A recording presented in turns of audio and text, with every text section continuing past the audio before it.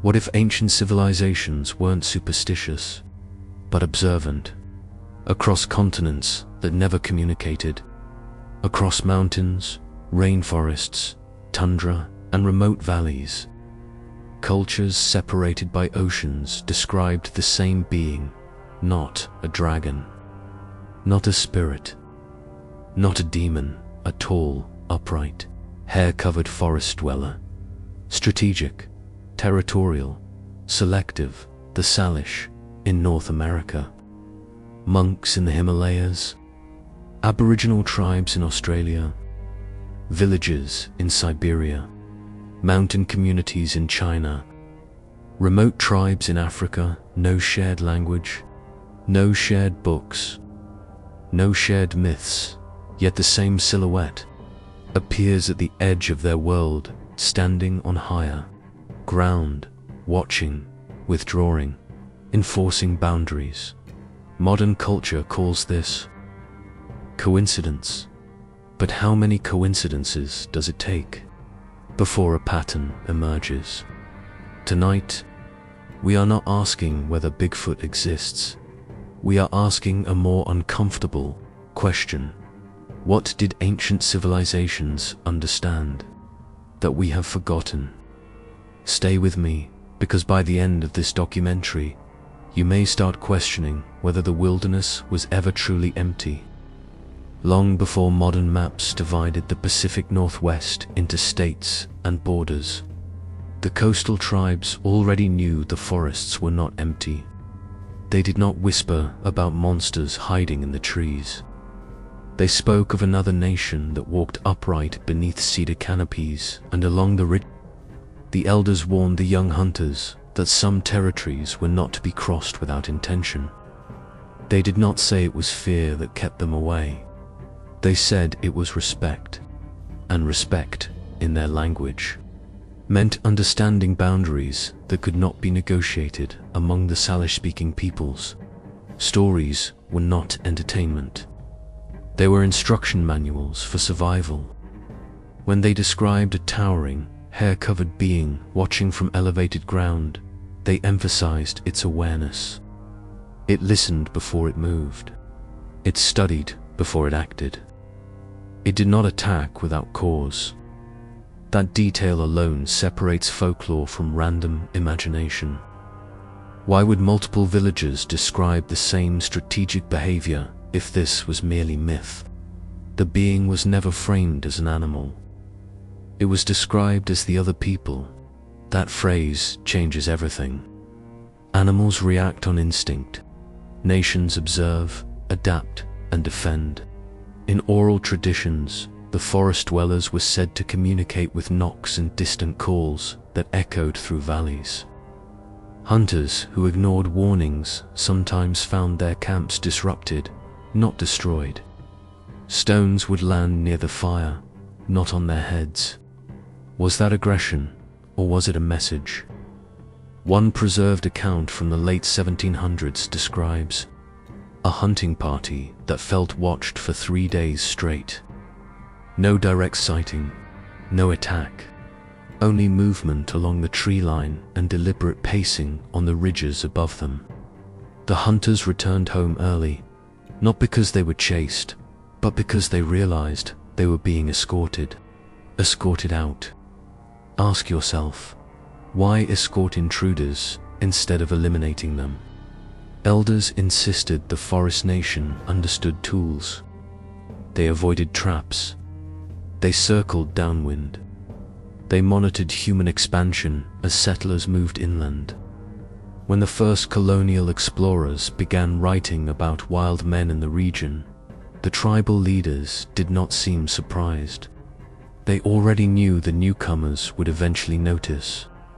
But they also knew the newcomers would misunderstand. As logging camps expanded in the 1800s, reports of figures observing from elevated ground increased. The tribes interpreted this not as sudden appearance, but as reaction to invasion. Territory was being cut down, rivers redirected, hunting grounds disturbed. If you imagine for a moment that these beings existed, What would you expect them to do when their environment was dismantled? Retreat silently, or respond strategically? Several elders warned that the forest nation punished arrogance more than presence. Hunters who mocked the stories sometimes experienced direct confrontation. Structures pushed, food stores scattered, heavy footsteps circling camp at night. Yet those who entered respectfully, leaving offerings or speaking aloud before crossing certain ridgelines, reported peaceful passage. Coincidence or protocol? Anthropologists who documented these traditions often reduced them to symbolism. They argued that the hairy people represented untamed nature itself. But symbolism rarely includes tactical descriptions like flanking positions or calculated distance maintenance. Symbolism does not throw stones with precision. At what point does metaphor begin to resemble memory? In one coastal account, a young scout claimed to have locked eyes with one at dusk across a clearing. He did not describe rage. He described evaluation. The figure stood partially obscured by timber, perfectly still, positioned uphill. Elevated vantage point. Escape routes behind it. Line of sight secured. That is not random behavior. That is defensive awareness. Even more intriguing is the absence of pursuit stories. The tribes rarely described being hunted for sport. Confrontations occurred when boundaries were crossed or when resources were threatened. That pattern mirrors territorial defense, not predatory obsession. If this was merely an apex predator, why the consistency of controlled engagement? When settlers dismissed these accounts as superstition, something shifted. Reports became more chaotic. Encounters escalated as forests thinned. The tribes had warned that balance required mutual recognition. Remove recognition, and tension increases. Remove habitat, and confrontation becomes inevitable. History shows what happened to the land. But what happened to those who already lived within it? Here is the question that should stay with you. If multiple generations described the same upright, strategic, territorial presence long before modern media, are we looking at folklore or early documentation? And if they called them another nation instead of animals, what did they understand that we have chosen to ignore? High above the tree line, where oxygen thins and sound carries differently across snow and stone, Himalayan monasteries preserved accounts of something that moved between glaciers and pine valleys long before Western explorers arrived. The monks did not sensationalize it. They documented it in measured tones, as if recording weather patterns or seasonal migrations. In their language, it was not a monster. It was a presence tied to isolation and altitude, and it was always described as watching from above. Travelers crossing remote passes spoke of massive footprints, appearing overnight near prayer flag trails. The tracks were not erratic. They followed ridgelines, avoiding steep exposure and unstable ice. Experienced mountaineers know that surviving in such terrain requires calculation. The monks noticed this detail. They emphasized that whatever left those impressions understood the mountains better than men did. One archived account from a 15th century monastery describes a novice who claimed to see a tall, hair-covered figure at dawn near a glacial basin. The figure did not charge. It did not hide. It observed from a rock outcrop with clear visual control of the valley below. Elevated vantage point. Clear escape path. Wind advantage. Why would folklore include tactical positioning? Villagers in isolated Himalayan communities referred to it as a guardian of untouched territory. They warned outsiders not to mock the stories while traveling alone. Not because disbelief angered the being, but because arrogance often led to careless behavior. In high-altitude regions, carelessness kills. The legend may have served as protection, but protection from what?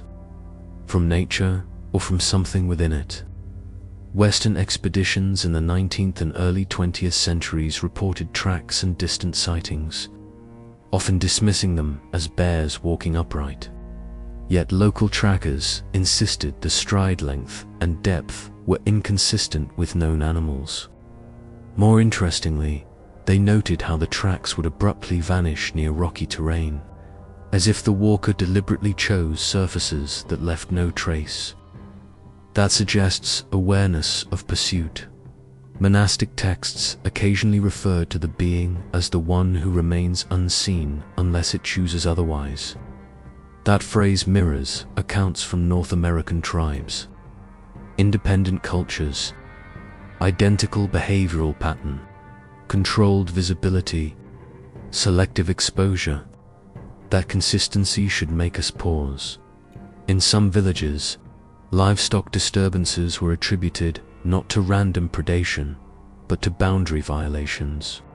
Shepherds who grazed flocks near forbidden ravines reported hearing deliberate knocks echoing through valleys, before stones rolled downhill near their position.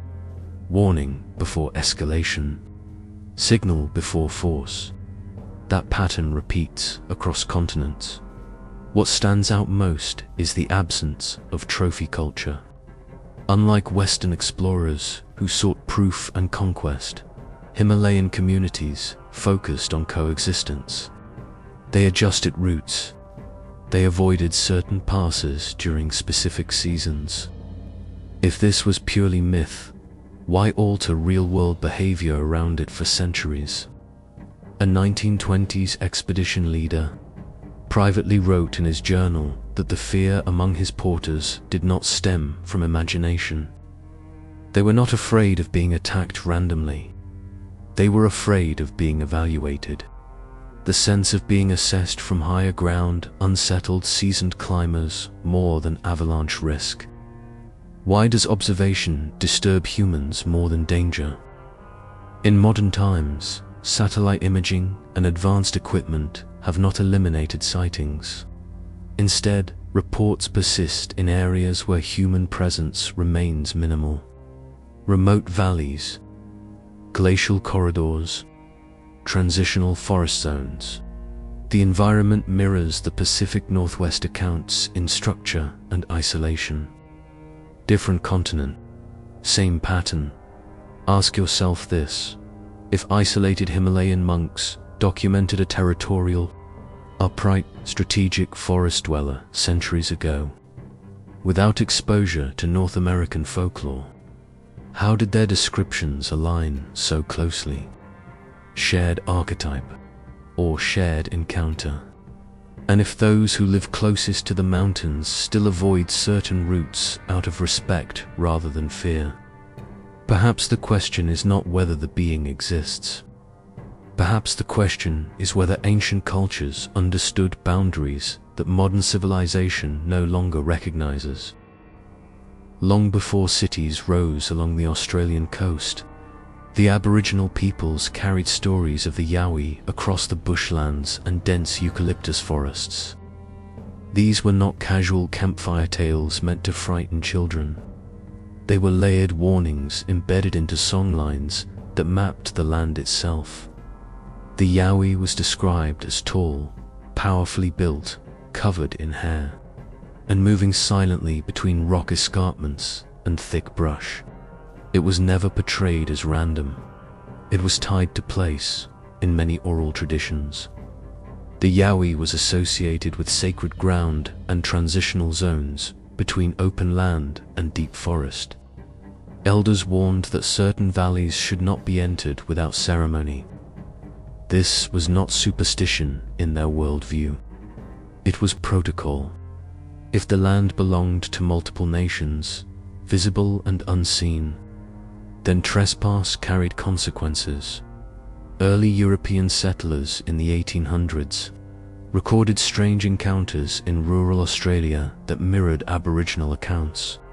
livestock agitation near tree lines, heavy footsteps circling huts at night, large human-like tracks discovered near water sources, yet settlers dismissed the indigenous warnings as primitive fear. They did not ask why similar descriptions existed long before colonization. Several Aboriginal stories describe the Yowie watching from elevated rock formations before making its presence known.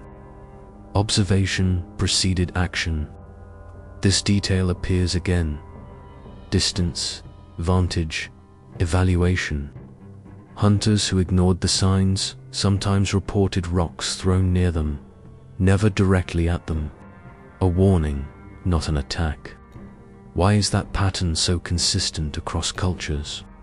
In the Blue Mountains region, one account tells of a group of young men who mocked the stories while traveling through restricted bushland. They reported hearing synchronized knocks in the distance, echoing through the trees in deliberate intervals. The sound moved around them, shifting positions without visible movement. That is not the behavior of a confused animal. That is perimeter control. Anthropologists who studied Aboriginal mythologies noted that the Yowie was often connected to moral balance. Those who disrespected land or elders were more likely to encounter it. Skeptics argue this is symbolic storytelling designed to reinforce social order, but symbolism rarely leaves physical impressions in soft soil near remote WATRHOL. Is that in the late 19th century, newspapers in rural Australia documented sightings of hairy men fleeing into dense forest after being spotted near homesteads. Descriptions included height well above average humans and long, powerful strides. The articles often framed these accounts as hysteria or misidentification, yet they quietly acknowledged the consistency of witness reports. Aboriginal trackers, whose knowledge of terrain was unmatched, sometimes refused to pursue unusual tracks deep into certain regions. Not out of ignorance, out of choice. When expert trackers decline to follow a trail, it signals recognition of something beyond ordinary wildlife. Interestingly, Yowie encounters are frequently described near water corridors and migration pathways for animals. This mirrors North American and Himalayan patterns. Strategic positioning near resources, high ground for observation, controlled engagement when boundaries are crossed, different ecosystem, identical behavioral logic. Modern hikers occasionally report feeling watched in isolated Australian bushland, especially near escarpments and dense valleys. The sensation often precedes any visual confirmation. When sightings occur, they are brief. The figure is usually partially obscured, positioned for rapid retreat. Why does the pattern of limited exposure repeat globally? Consider this carefully. Aboriginal cultures preserved land-based knowledge for tens of thousands of years. If they embedded warnings about a tall, intelligent forest dweller into navigational songlines, what purpose did that serve? To scare children, or to record encounters that were too consistent to ignore? If 3 continents, North America, Asia, and Australia, describe a territorial, upright, strategically aware, being tied to remote landscapes, then coincidence becomes increasingly fragile. The deeper question becomes this: were ancient cultures mapping more than terrain? Were they mapping the presence of something that still walks the margins of our world today? Centuries before modern cryptozoology, European manuscripts were already illustrating a figure known as the Wild Man. He appeared in illuminated texts, carved into cathedral stone, and painted along the margins of royal genealogies. He was not drawn as a demon. He was not given horns or wings. He was portrayed as a large, muscular, hair-covered man of the forest. and he was always placed at the boundary between civilization and wilderness. In medieval thought, the forest represented the unknown, but not necessarily evil. It was a place beyond the reach of kings and armies. The wild man embodied that frontier. He carried clubs or branches, symbols of strength rather than savagery. He was often depicted watching from tree lines while knights passed along roads. That visual motif repeats again and again. Observation from the edge. Some chronicles describe travelers disappearing in dense woodlands. Their fates attributed not to wolves, but to woodwosers, a term used for wild forest men. Yet these accounts rarely described mindless attacks. Instead, they emphasized territory. Those who stayed to roads were rarely troubled. Those who ventured deep without caution sometimes did not return. That is a territorial pattern, not random predation. In 12th and 13th century manuscripts, the wild man is sometimes shown standing upright in a composed stance, not lunging or charging. Artists repeatedly chose to depict him upright, aware, and separate from beasts. Medieval illustrators were precise in symbolic choices. If they intended to show a monster, they exaggerated it. The wild man was consistently portrayed as human-like, only larger and covered in hair. Certain alpine villages preserve stories of towering figures moving across high passes at dusk. Shepherds described them as avoiding villagers, but appearing near grazing lands. Once again, proximity to resources. Once again, elevated terrain. The parallels to Himalayan and North American traditions become difficult to ignore. During the Renaissance, the wild man motif began to fade from serious record and drift toward folklore. As centralized states expanded and forests were cleared, the idea of a sovereign wilderness diminished. But before that shift, the wild man appeared not as fantasy, but as accepted presence. Why would educated scribes and monks record such figures without framing them purely as myth? In some Germanic regions, the wild man was considered a guardian of natural law. He punished those who overharvested or violated sacred groves. The theme mirrors Aboriginal and Native American traditions. Respect the land, respect its inhabitants. Remove respect, and consequences follow. One curious detail emerges in multiple European accounts.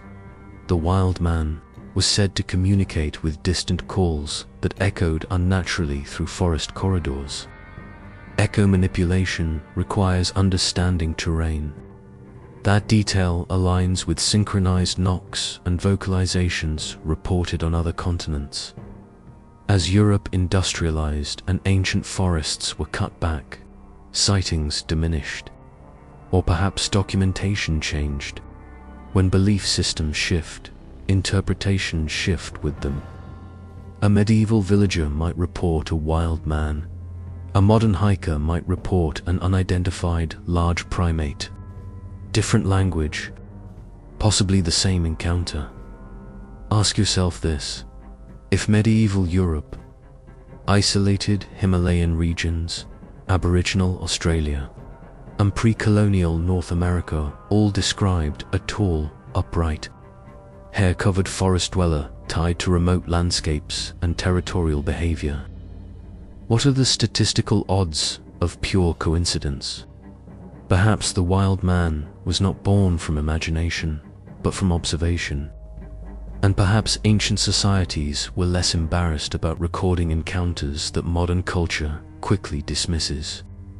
The real question is not whether medieval Europe believed in such beings. The question is why they documented them so consistently at the edges of their world. Across the vast expanse of Siberia, where boreal forests stretch for thousands of miles and winter silence can last for months.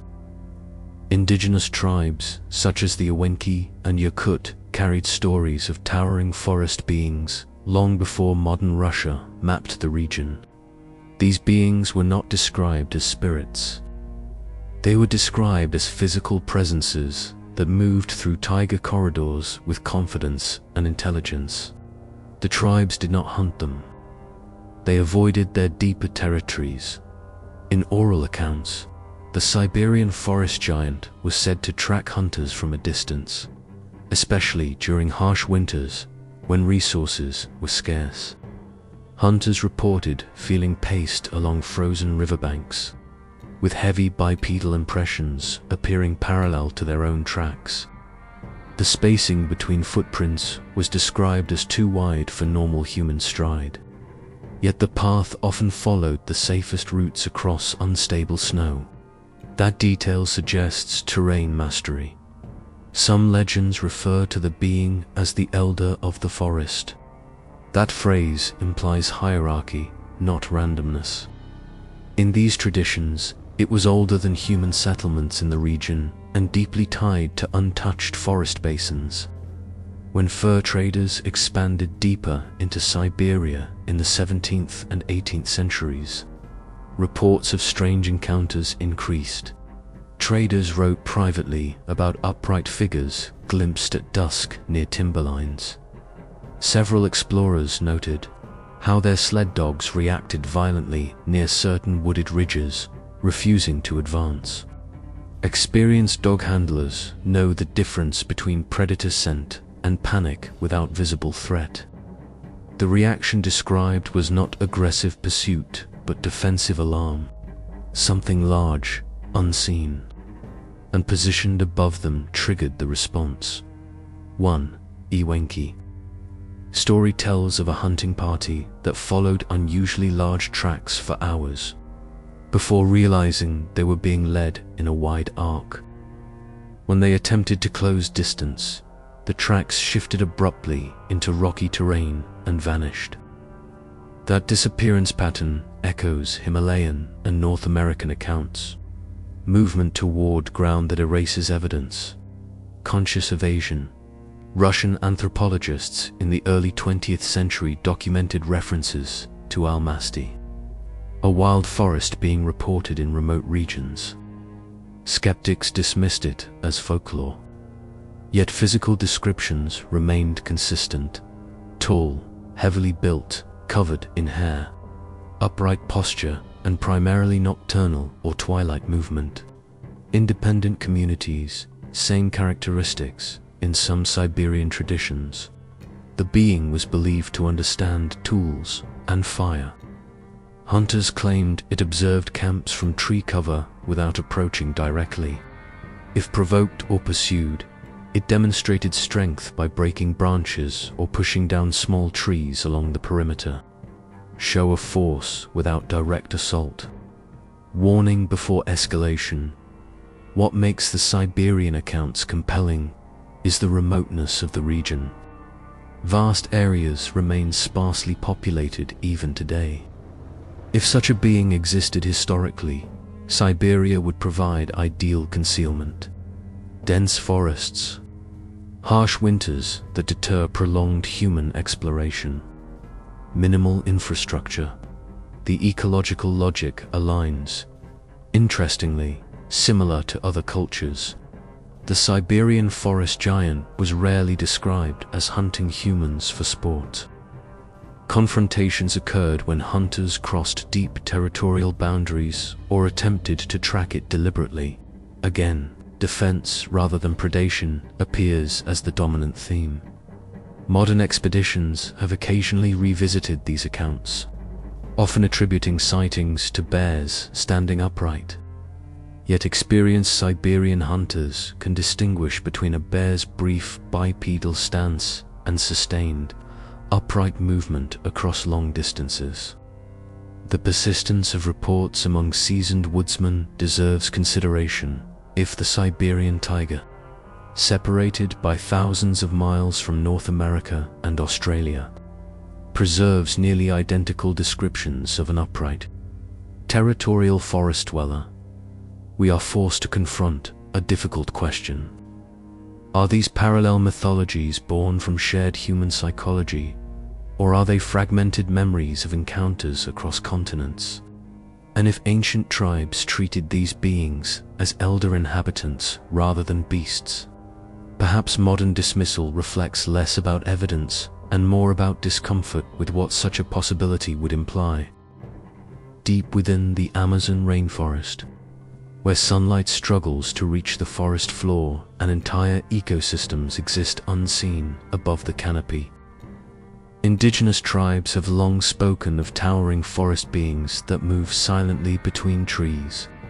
These accounts predate modern exploration and were woven into navigational knowledge of river systems and hunting corridors. The beings were not labeled monsters. They were described as guardians of untouched forest sectors. Several tribes refer to a massive, upright forest dweller that avoids villagers but reacts strongly to intrusion into deep jungle territory. Hunters recount hearing synchronized wood knocks echoing through dense foliage, often shifting positions as if signaling across distance. Sound in the Amazon travels differently, bouncing unpredictably through layered vegetation. Coordinated knocks would require awareness of acoustics and terrain. One early 18th century missionary journal mentions large men covered in hair glimpsed across riverbanks at twilight. The missionary dismissed the sighting as confusion in low light. Yet the indigenous guides refused to camp near that section of forest again. They altered their route, not out of hysteria, but out of protocol. That behavioral adjustment suggests belief rooted in repeated experience. The rainforest presents a unique ecological challenge.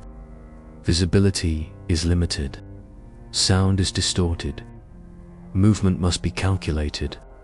An animal surviving long-term in such an environment would require advanced spatial awareness.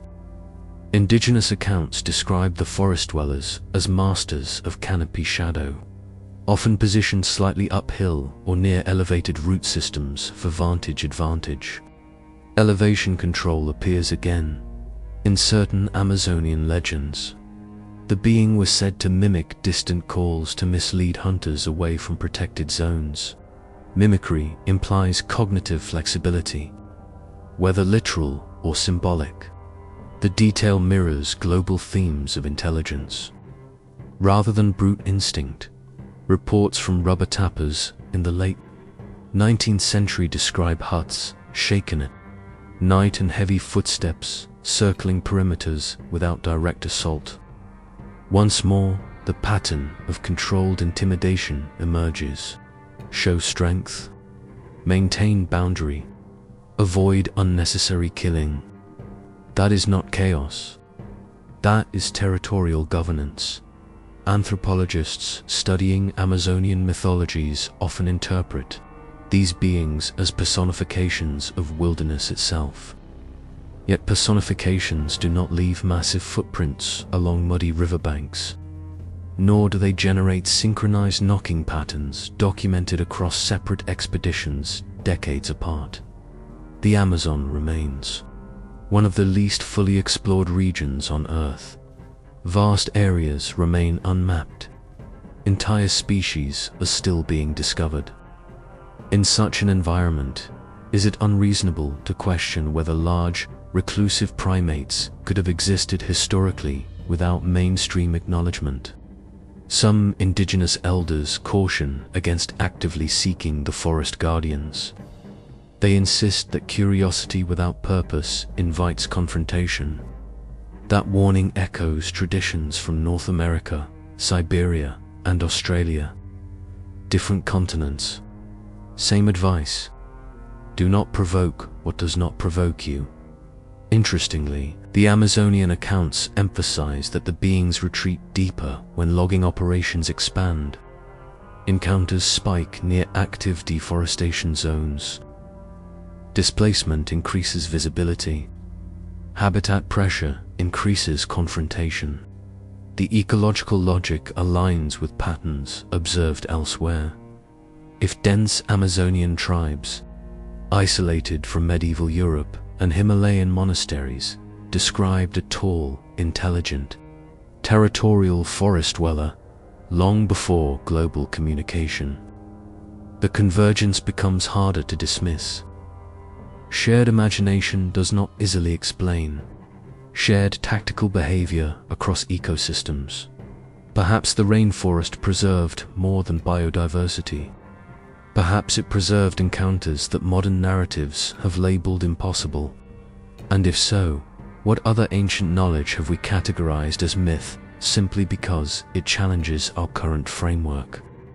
In the rugged Caucasus Mountains, where Europe meets Asia and valleys cut sharply between steep ridges, remote villagers carried stories of the Almasti for centuries. Unlike exaggerated folklore of dragons or winged demons, the Almasti was described in grounded, almost practical terms. It was said to be large, upright, covered in hair, and primarily active in forested slopes and highland meadows. Villagers did not tell these stories to entertain.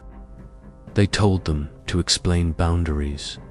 Accounts from shepherd communities describe figures observing livestock from elevated ridges at dusk, not charging, not attacking randomly, watching. When flocks grazed too deep into certain valleys, stones would roll down from unseen positions. Animals would panic and shepherds would retreat. Warning before escalation appears once again. Russian explorers in the 19th century collected testimonies of massive footprints found near remote mountain streams. Some reports mentioned that the tracks showed deliberate pacing patterns parallel to human paths, as if shadowing travelers from a safe distance. The repetition of this escort-like behavior across continents becomes increasingly difficult to ignore. One particularly intriguing detail in Caucasus traditions is the idea that the Almasti understood human routines. Villagers claimed it avoided heavily traveled paths but appeared near isolated shepherd huts during seasonal transitions. That suggests observation over time, adaptation to patterns, intelligence linked to territory. Unlike myths of bloodthirsty beasts, many Almasti stories emphasize that direct attacks were rare. Confrontations typically occurred when hunters attempted pursuit. In several accounts, hunters claimed to feel led in circles before abandoning the chase. The pattern of controlled withdrawal appears again. Retreat into rocky terrain where tracking becomes impossible. During the Soviet era, limited scientific expeditions quietly investigated Almasti reports. Official conclusions dismissed the stories as folklore. Yet internal notes recorded interviews with seasoned mountain residents whose descriptions remained consistent across regions and generations. Upright posture, massive frame, hair-covered body, twilight activity. The Caucasus region is geographically isolated, with valleys historically cut off from one another by harsh terrain. That isolation makes cultural cross-contamination unlikely in earlier centuries. Yet neighboring villages, separated by mountain barriers, describe nearly identical beings tied to forest margins and high-ground observation. Shepherds often claimed that dogs reacted intensely to unseen presences on upper slopes. The dogs barked uphill, not into open pasture. Experienced shepherds trust their animals' instincts. Repeated uphill alarm behavior suggests elevated positioning. Once again, the recurring strategic element. Some modern researchers argue that the Almasti could represent relict hominids surviving in mountainous terrain. While speculative, the hypothesis attempts to explain why independent cultures consistently described a human-like forest dweller rather than a purely animalistic predator. What stands out most is the behavioral restraint described in these traditions. The Almasti was not portrayed as mindlessly violent. It enforced space. It discouraged intrusion. It avoided unnecessary exposure. That aligns with patterns documented in North America, Siberia, and the Himalayas, if mountain communities in the Caucasus, isolated from Amazonian tribes and Aboriginal Australians, preserved nearly identical narratives of an upright, strategic forest being, then coincidence becomes increasingly fragile. Independent geography, independent language, identical behavioral framework. Perhaps ancient villagers were not inventing giants. Perhaps they were recording encounters at the edge of human expansion. And perhaps those edges, forests, mountains, and remote corridors, still hold stories that modern civilization prefers not to examine too closely. In the dense rainforests of West Africa, long before colonial boundaries carved nations into maps, several tribes carried stories of massive, upright forest beings that lived beyond the cultivated edges of their villages. These beings were not described as spirits of the dead or shape-shifting demons. They were portrayed as physical presences inhabiting deep jungle sectors where human paths rarely reached. The forest was shared space, and not all inhabitants were visible. Among certain communities in present-day Cameroon and surrounding regions, oral accounts speak of large, hair-covered figures that walked upright and avoided direct confrontation. Hunters claimed that when they ventured too deep into untouched forest, they would feel shadowed along narrow trails. Not chased, shadowed. The distinction is important. Pursuit implies aggression. Shadowing implies monitoring. In several accounts, villagers described hearing heavy bipedal steps pacing them parallel to riverbanks at dusk. The footsteps would stop when the villagers stopped. They would resume when the villagers moved again. That mirrored pacing behavior appears again across continents. Observation from concealed distance. Maintaining control without revealing position. European explorers who traveled through Central and West African forests in the 18th and 19th centuries occasionally recorded rumors of hairy giants. Among indigenous guides, these explorers often dismissed the stories as exaggeration. Yet some admitted privately that their guides refused to camp near specific forest corridors known for unusual disturbances. What makes the West African accounts particularly interesting is the emphasis on sound. Tribes described deep vocalizations that resonated through dense foliage, unlike known animal calls. The sounds were said to echo in ways that made it difficult to determine direction.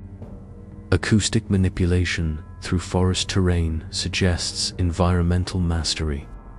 In some traditions, the beings were described as protectors of sacred groves. Those who entered without ritual acknowledgement risked having their camps disturbed, cooking fires extinguished, food stores scattered, branches snapped deliberately near sleeping areas. Once again, warning before direct harm. Anthropologists have long documented the deep ecological knowledge of West African forest tribes. These communities distinguish animal tracks with remarkable precision. When experienced trackers describe prints that do not match known species, their testimony deserves attention rather than immediate dismissal. As colonial expansion pushed deeper into forest interiors, encounters reportedly became more frequent. Habitat disruption often correlates with increased visibility of reclusive species. That ecological pattern mirrors accounts from North America and the Amazon. Pressure leads to exposure. Interestingly, in West African traditions, the forest giants were not depicted as chaotic killers. They were guardians of balance. Intrusion without respect resulted in intimidation. Intrusion with awareness often passed without incident. the consistency of conditional engagement remains striking. Modern cryptozoological discussions occasionally reference the possibility of undiscovered primates in African forests. Given that new species continue to be identified even today, the idea is not entirely implausible. Yet the oral traditions emphasize intelligence and territorial governance more than mere animal behavior. If West African tribes, separated by oceans from Siberia, Australia, and the Americas, preserved narratives of upright, strategic forest dwellers tied to boundary enforcement, then the convergence becomes increasingly difficult to categorize as coincidence. Perhaps ancient cultures across continents were not describing random monsters. Perhaps they were documenting encounters with a rare, elusive hominid that survived at the margins of expanding human civilization. And if so, how much of our understanding of wilderness history remains incomplete? Far north, where tundra stretches beneath endless sky and forests thin into frozen corridors, Inuit and other Arctic peoples carried stories of towering beings that moved between treeline and open snowfields. These accounts did not describe fantasy creatures with exaggerated features. They described large, upright figures covered in hair, capable of surviving extreme cold without tools. In regions where survival knowledge determines life or death, exaggeration rarely survives generations. Some Inuit traditions speak of beings that walked along the border where forest met tundra, rarely entering open ice expanses, but often observed at the edges. That boundary positioning mirrors global patterns, always at transitional zones. Not deep within human settlements, not fully absent from them either. Present, but at the margins. Hunters traveling across frozen river routes sometimes reported oversized bipedal tracks, appearing parallel to their sled lines. The stride length exceeded normal human measurement. The impression showed weight distribution consistent with upright movement, not the four-point pattern of bears' shifting stance. Experienced Arctic trackers know the difference between a bear's rear imprint and sustained bipedal locomotion. One account recorded in the early 1900s describes a group of hunters who felt paced along a forest edge during twilight. They heard heavy movement matching their speed from inside the tree line, always slightly elevated on snow-packed embankments. When they stopped, the movement stopped. When they resumed, so did the unseen pacing. The escort pattern appears again. Arctic communities rarely describe direct attacks. Instead, they emphasized avoidance. Certain wooded corridors were bypassed during specific seasons. Elders advised younger hunters to travel in pairs near dense tree lines. This was not framed as fear of mythical beasts. It was described as practical caution. In extremely cold climates, large predators must conserve energy. Random aggression wastes resources. Territorial monitoring, however, preserves dominance without unnecessary risk. The Arctic accounts align with that logic. Observe, assess, intimidate if necessary, but avoid prolonged confrontation. European traders who entered northern territories in the 18th and 19th centuries occasionally wrote about rumors of hairy giants told by indigenous guides. As with other regions, these stories were often dismissed, yet the guides who shared them were experts in ice conditions, wildlife patterns, and seasonal migration routes. Their ecological literacy was profound. One intriguing detail in Arctic stories is the suggestion that these beings understood migration timing. They were said to appear more frequently during caribou movement seasons, positioning themselves near predictable prey corridors. Strategic use of resource pathways again reflects planning rather than random wandering. Modern Arctic research stations occasionally report unexplained large tracks near forest margins, though official explanations usually attribute them to bears distorted by melting snow. Yet seasoned researchers admit that not all prints fit neatly into known patterns. The uncertainty remains quiet but persistent. What makes the Arctic accounts compelling is environmental extremity. Surviving in such cold requires adaptation beyond ordinary wildlife behavior. If upright hair-covered beings were reported in regions this harsh, the survival implications would suggest a highly specialized, resilient species. If even the northernmost indigenous cultures preserve narratives of large, strategic, territorial forest border dwellers, the convergence across climates becomes extraordinary. Tropical rainforest, boreal taiga, alpine mountain, frozen tundra, same posture, same boundary enforcement, same selective visibility. Perhaps the consistency is not accidental. Perhaps the ancient world, in its vastness, held more shared realities than we are comfortable acknowledging. And perhaps the margins, where forest meets field, mountain meets valley, tundra meets tree line, have always belonged to more than one nation. Long before modern expeditions entered the remote forests of central China, local communities carried stories of towering wild men inhabiting mountainous woodland regions.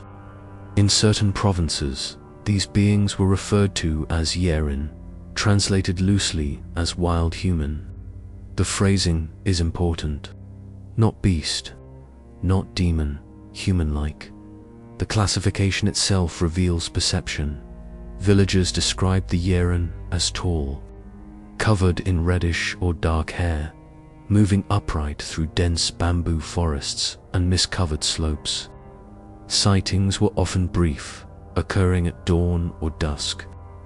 The being was rarely described charging directly at witnesses. Instead, it was said to observe from concealed elevation before retreating into thicker vegetation. Chinese chronicles, dating back centuries, mention encounters with large hairy bipeds in remote regions. Some imperial records referenced efforts to capture such beings, though outcomes were inconclusive. The existence of written documentation within formal historical texts distinguishes these accounts from purely oral folklore. In mountainous terrain, vantage points determine survival. Several reports emphasized that the Yerin appeared above travelers on forested ridges, maintaining clear line of sight while remaining partially obscured. This elevated positioning mirrors patterns documented in North America, the Himalayas, and the Caucasus. Local hunters sometimes reported discovering unusually large footprints near freshwater streams, particularly in sparsely populated valleys. The stride length exceeded human norms. The impressions followed efficient routes between water sources and dense cover. Strategic resource mapping once again becomes a theme. During the 20th century, organized expeditions were launched in search of the Yerin. While no definitive specimen was recovered, investigators collected consistent witness testimonies from villagers separated by significant geographic barriers. Similar physical descriptions, similar behavior, independent accounts aligning in structure.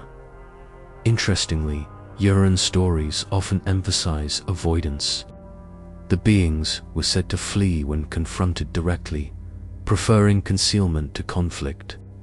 Aggression was described as reactive rather than predatory. This conditional engagement continues the global pattern of territorial intelligence. In bamboo forests, movement requires agility and awareness. Navigating such terrain upright without leaving extensive trace would demand skill and familiarity. Villagers frequently noted how sightings occurred near transitional zones between cultivated land and untouched woodland. The boundary again appears as focal point. Some researchers speculate that if a relict hominid population existed in remote Chinese forests, centuries of habitat reduction could have driven them deeper into mountainous refuges. Ecological pressure often compresses elusive species into less accessible zones. That scenario parallels patterns observed in other continents. The persistence of Yeren accounts, despite modernization, suggests that industrial expansion did not entirely erase these narratives. Even in technologically advanced regions, remote valleys remain where traditional knowledge survives. If Chinese mountain communities, with rich written history and minimal historical connection to Aboriginal Australia or Arctic tribes, documented nearly identical upright forest dwellers tied to territorial margins, the pattern grows stronger. Perhaps the Yeren represents another fragment of a global mosaic, a consistent silhouette standing at the edge of human expansion, observing, withdrawing, reappearing when boundaries shift, and if so, how many cultures must independently describe the same figure before coincidence becomes statistically improbable? In the mountainous regions of the Philippines, long before colonial records began cataloguing the archipelago, highland tribes spoke of towering forest dwellers that moved through mist-covered slopes and dense jungle interiors. These beings were not framed as mythological spirits tied to the afterlife. They were described as physical, hair-covered, upright figures that avoided villages but patrolled remote mountain corridors. The emphasis was always on territory. Several indigenous groups referred to large forest guardians inhabiting areas beyond cultivated rice terraces. Elders warned younger hunters not to cross into certain high-altitude valleys without purpose, not because demons lived there, but because the old ones did. The language implied prior claim, inhabitants before expansion. Spanish colonial documents from the 16th and 17th centuries occasionally mentioned rumors of hombres salvajes, wild men, reported by local guides. While colonists dismissed these accounts as superstition, they noted the reluctance of experienced trackers to pursue unusual footprints deep into forested ravines. Skilled trackers refusing pursuit suggests recognition rather than imagination. Highland accounts frequently describe sightings at transitional hours, early morning mist or late afternoon shadow. The beings were said to stand partially concealed behind tree trunks or rock formations, maintaining visual advantage while minimizing exposure. Elevated ground once again appears as preferred positioning in several villages. Unexplained disturbances were reported near seasonal hunting camps. Food supplies scattered, structures nudged or shaken during night hours. Heavy footsteps circling perimeters without direct entry. The consistent pattern of intimidation without immediate violence mirrors accounts from distant continents. The Philippine archipelago is geographically isolated by water, limiting historical cross-cultural transmission with Siberian or Arctic communities. Yet the physical descriptions remain strikingly similar. Tall stature, broad shoulders, dense hair coverage, upright locomotion, strategic withdrawal. One Highland narrative tells of a hunter who followed massive tracks into a narrow mountain pass. As he advanced, he realized the tracks formed a wide loop around him, eventually merging with rocky terrain where they vanished. The sensation of being redirected rather than chased echoes global escort patterns. Local beliefs often frame the forest dwellers as intelligent and aware of human expansion. As logging increased in certain regions during the 20th century, sightings reportedly became more frequent near newly cleared zones. Habitat disturbance often correlates with visibility of elusive species. Interestingly, The beings were rarely blamed for livestock slaughter or random killings. When harm occurred, it was described as consequence of boundary violation or aggressive pursuit. Again, conditional engagement emerges rather than predatory obsession. Modern researchers occasionally explore these stories under the hypothesis of undiscovered primates in Southeast Asian forests. The biodiversity of the region supports the possibility of unknown species. Yet what remains remarkable is the emphasis on calculated behavior across independent witness accounts.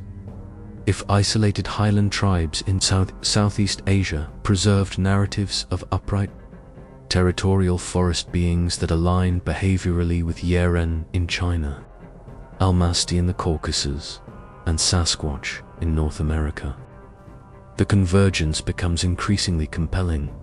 Perhaps these are not separate legends, but regional names for a single archetype or a single type of being that occupied remote highlands and forests across the ancient world. And perhaps the mountains still remember what modern maps prefer not to acknowledge. At the southern edge of South America, where winds sweep across Patagonia and forests climb toward glacial mountains, indigenous groups such as the Tuelchi carried stories of towering, hair-covered beings long before European ships touched their shores. Early Spanish explorers wrote of meeting tribes whose height impressed them deeply. Yet alongside those accounts were quieter mentions of even larger figures said to inhabit remote forested valleys. The distinction between tall humans and something beyond them was preserved carefully in oral memory. In several Patagonian traditions, the forest giants were described as moving between dense woodland and rocky high ground. They avoided open plains and preferred transitional corridors where forest met mountain. The pattern once again centers on edges, never fully exposed, never entirely hidden. Observation zones rather than populated zones. Spanish chronicles from the 16th century occasionally mentioned rumors of giant men reported by local guides. While exaggeration is often assumed in early exploration records, the repetition of upright hair-covered figures in remote valleys suggests more than simple storytelling. The descriptions rarely included fantastical elements. They emphasized size, strength, and reclusive behavior. One indigenous narrative describes hunters encountering enormous tracks near a freshwater source at the base of a glacial slope. The stride length exceeded that of any known tribe member. The tracks followed an efficient path along the waterline before angling sharply uphill, into rocky terrain where tracking became impossible. Again, terrain selection designed to erase evidence. Shepherds, in later centuries, reported hearing heavy movement along tree lines at dusk while grazing animals near forest margins. Livestock agitation often preceded visible disturbance. Dogs barked toward elevated positions rather than open fields. The uphill alarm pattern repeats across continents. Patagonia's environment is harsh and expansive. Surviving there requires adaptability. A reclusive, upright forest dweller would likely favor dense, southern forests and glacial valleys, offering concealment and resource access. Indigenous knowledge systems understood the land intimately. When elders warned of certain valleys, it was tied to consistent experience. Interestingly, these beings were not consistently framed as hostile. They were described as protective of their domain. Hunters who entered respectfully were rarely harmed. Those who attempted pursuit or mockery faced intimidation, thrown stones, structural disruption, heavy footfalls, circling camp. The warning first pattern remains intact. As European settlement expanded into southern Argentina and Chile, deforestation and livestock introduction altered ecosystems. Reports of sightings increased near newly disturbed forest zones. Habitat compression often reveals species previously concealed by remoteness. Anthropologists studying Patagonian mythologies sometimes attribute the giant stories to colonial exaggeration, yet indigenous accounts often predated European influence. And again, the physical and behavioral descriptions align with global patterns: upright posture, hair coverage, twilight activity, territorial enforcement. Modern explorers trekking through remote Patagonian forests occasionally report feelings of being watched from higher slopes. Brief silhouettes seen between trees. Rapid withdrawal into dense undergrowth. Limited exposure. Maximum concealment. If, at the far southern tip of the Americas, isolated by oceans and mountains, indigenous cultures describe towering forest dwellers consistent with narratives from Siberia, China, and North America. Coincidence begins to strain under its own weight. Perhaps Patagonia preserves one more piece of the global pattern, a recurring silhouette standing at the edge of wilderness, older than borders, older than nations, present wherever forests once stretched unbroken across the earth. In the mountainous regions of Japan, particularly in remote areas of Honshu and Shikoku, old folklore speaks of beings known as Yamabito, mountain people. Unlike exaggerated yokai, legends filled with supernatural distortion, the Yamabito were often described in surprisingly grounded terms: tall, hair-covered, elusive, living deep within forested mountain slopes, beyond cultivated land. Some Edo period documents reference sightings of wild, upright figures moving through cedar forests at dawn. These reports were not always framed as mystical. In certain rural records, they were treated as rare but physical encounters with reclusive inhabitants of inaccessible terrain. The distinction between spirit and being was sometimes blurred, but physical description remained consistent. Villagers in remote mountain communities told of massive footprints, discovered after heavy rains near forest streams. The stride was said to be longer than any known human in the region. The tracks often led towards steep inclines or rocky paths where pursuit became impossible. Strategic retreat into terrain that conceals evidence appears again. In some traditions, Yamabito were described as watching from higher slopes above traveling merchants or woodcutters. They were rarely said to descend into villages. Their presence remained at the margins, visible enough to confirm, distant enough to avoid direct conflict. The boundary pattern continues. Japanese folklore frequently ties mountain beings to territorial guardianship. Sacred groves and restricted forest areas were not entered casually. Whether symbolic or literal, the behavioral narrative mirrors global traditions: respect the land and those who dwell within it. During the Meiji period, as industrial expansion increased logging operations in remote forests, reports of unusual encounters briefly resurfaced in rural accounts. Woodcutters described heavy movement paralleling them uphill. Tools left outside overnight were occasionally displaced. No direct confrontation, controlled disturbance. Japan's mountainous terrain is dense and difficult to navigate even today. Concealment is natural in such landscapes. If a reclusive hominid population once existed in remote highlands, centuries of limited access could have preserved its isolation.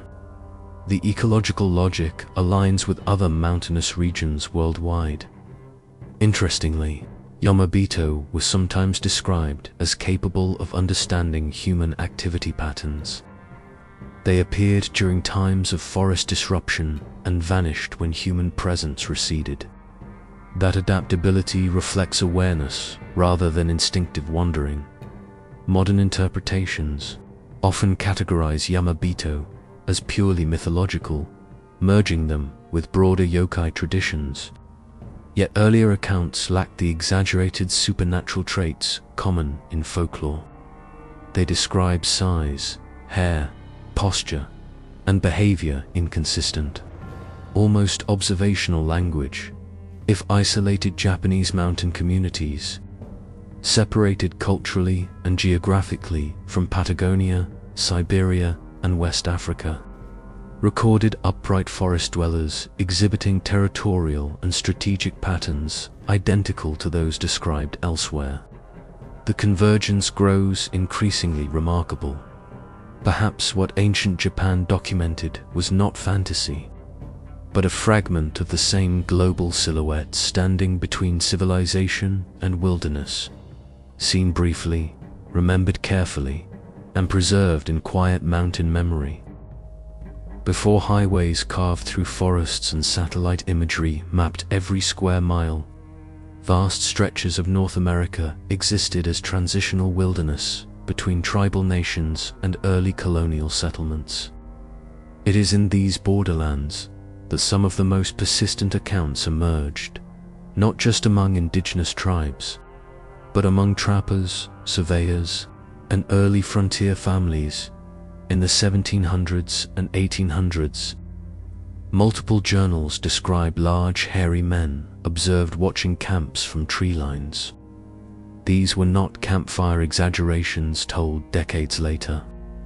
Some were written within days of the encounter, in measured handwriting by men accustomed to documenting land and wildlife. The language is cautious but clear, upright, massive, silent. Several accounts describe escort-like pacing along ridgelines as wagon trains moved through forest corridors. Figures were glimpsed on elevated slopes, keeping parallel distance, not charging, not retreating immediately. Monitoring, the escort pattern once again emerges in early colonial documentation. Livestock disturbances were occasionally reported near newly cleared farmland bordering deep woods. Structures nudged at night, heavy footsteps circling cabins, windows rattling without forced entry. Families often relocated rather than escalate confrontation. Avoidance rather than battle. Trappers in remote territories described discovering oversized footprints near river crossings. The tracks often appeared near transitional zones between dense timber and open meadow. Resource corridors once again. Water access, vantage, advantage, efficient movement. Interestingly, some frontier accounts emphasize intelligence. One journal entry from the early 1800s notes that traps set for wolves were avoided, entirely in regions where unusual tracks were found. The implication was not that animals were lucky. It was that something understood the mechanics of the trap. As settlement expanded and forests thinned, encounters reportedly became more tense. Habitat reduction correlates with increased human contact. The pattern mirrors global narratives, increased visibility during expansion periods. By the late 19th century, industrialization and scientific formalization reframed such accounts as misidentification or hysteria. Yet the consistency of early documentation remains archived in regional histories and private letters. Different authors, different territories, same physical and behavioral description. Modern Bigfoot reports often mirror these historical patterns. Elevated observation, twilight activity, limited exposure, conditional engagement. The continuity between ancient tribal accounts and modern witness statements is striking. If North American borderlands preserved centuries of consistent descriptions aligning with Siberian taiga, Amazon rainforest, Japanese mountains, and African jungle traditions, the pattern transcends culture. And so we arrive at the central tension. Ancient peoples across continents recorded encounters with an upright, hair-covered, territorial forest dweller that preferred boundaries over conflict. They did not treat it as fantasy. They treated it as neighbor, distant, powerful, and deserving of respect, which leads to the question that now closes the circle. If so many independent civilizations described the same presence at the edges of their world, did they misunderstand their forests? Or have we misunderstood ours? What if they were not inventing monsters, but documenting encounters? Across every continent we explored in this series, the details aligned with uncomfortable precision. Independent cultures described the same posture, the same habitat preference, the same behavioral restraint, the same strategic positioning on elevated ground, observation before action, warning before force, territory before aggression. Ancient people did not call these beings beasts. Many called them another nation. That linguistic choice changes everything. A beast is hunted. A nation is respected. A beast attacks randomly. A nation enforces borders. Modern culture often assumes progress equals superior understanding. But what if technological advancement came with selective blindness? What if satellite imagery and scientific institutions made us confident, not necessarily correct?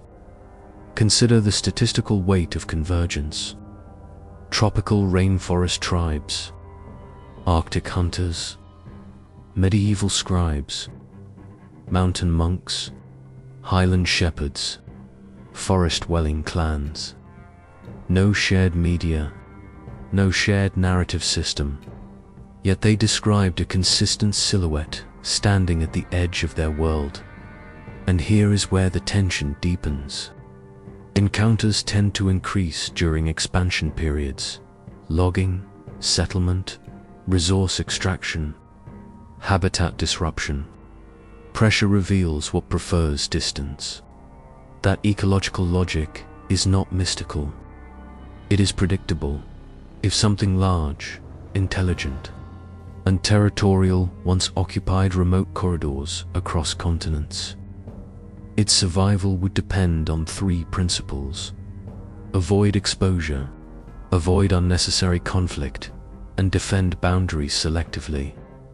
That is precisely the behavioral framework preserved in ancient memory. So the question is no longer whether old cultures believed. The question is why they believed the same thing. Were they all wrong in exactly the same way? Or were they all describing the same presence, filtered through different languages? Perhaps the real divide is not between myth and science. Perhaps it is between remembering and forgetting. Ancient cultures treated the wilderness as shared territory. Modern civilization treats it as resource inventory. Somewhere between those philosophies, something may have stepped back into shadow. And if one day we confirm that those shadows were never empty, the greater revelation will not be that they existed. It will be that they were here first. Now ask yourself, if so many civilizations warned about the same forest nation, do you think they misunderstood their world? Or have we misunderstood ours?